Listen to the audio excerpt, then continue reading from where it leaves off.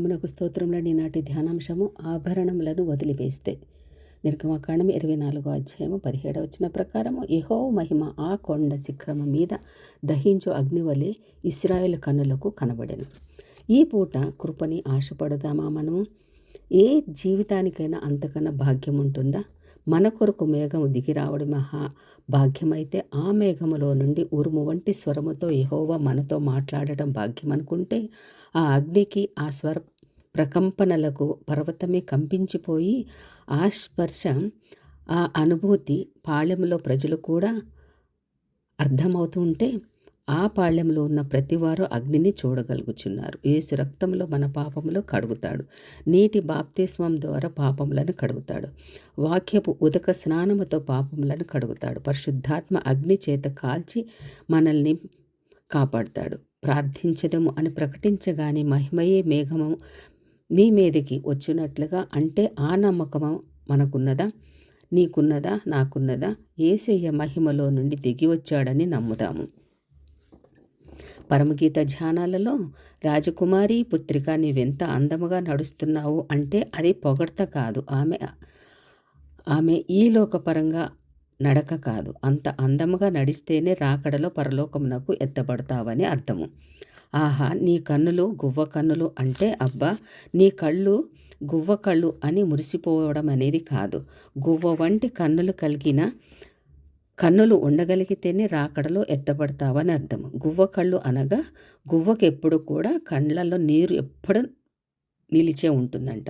అనగా ఎప్పుడు కూడా ఏడ్చినట్లే ఉంటుంది. అటువంటి రోదన చేసే కన్నులు కలిగిన వారు ఉండగలిగితే వారు రాకడలో ఎత్తబడతారన్నది అర్థం కదా. మేఘము 6 దినములు సీనాయి కొండను కమ్మెను.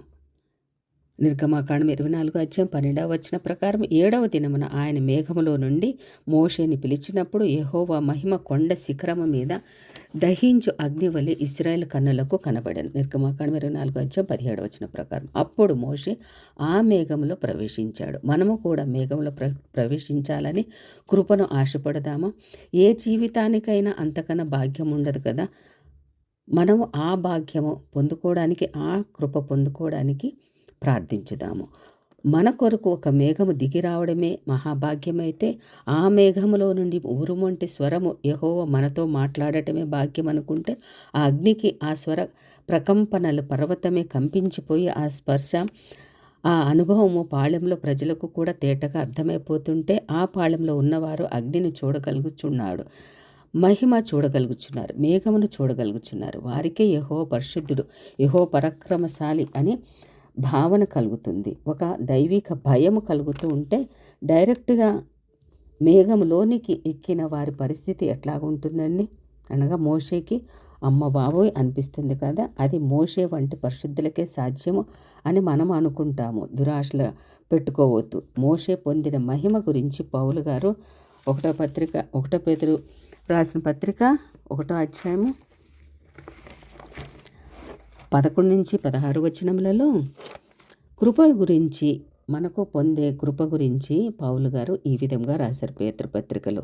మీకు కలుగు ఆ కృపను గురించి ప్రవచించిన ప్రవక్తలు ఈ రక్షణను గూర్చి పరిశీలించుచు, తన యందున్న క్రీస్తు ఆత్మ, క్రీస్తు విషయమైన శ్రమలను గూర్చి, వాటి తరువాత కలగబోవు మహిమలను గూర్చి ముందుగా సాక్ష్యమిచ్చినప్పుడు, ఆ ఆత్మ ఏ కాలమును ఎట్టి కాలమును సూచించుచూ వచ్చెనో దానిని విచారించి పరిశోధించిరి. పరలోకం నుండి పంపబడిన పరిశుద్ధాత్మ వలన మీకు సువార్త ప్రకటించు వారి ద్వారా మీకిప్పుడు తెలపబడిన ఈ సంగతుల విషయమే తమ కొరకు కాదు గాని మీ కొరకే తాము పరిచర్య చేసిరని సంగతి వారికి బయలుపరచబడెను. దేవదూతలు ఈ కార్యములను తొంగి చూడగోరుచున్నారు. కాబట్టి దేవుడిచ్చి ఆ కృపను పొందుకొని మనము కూడా ఇటువంటి శ్రమానుభవంలోంచి మనము తొంగి చూడగలిగితే, దేవుడు కూడా మోషేని ఏ విధంగా మేఘంలోనికి తీసుకువెళ్ళాడు, అటువంటి అనుభవం మనం కూడా పొందుకోవడానికి దేవుడు మనల్ని అందరినీ కూడా సిద్ధపరచును గాక. ఆమేన్.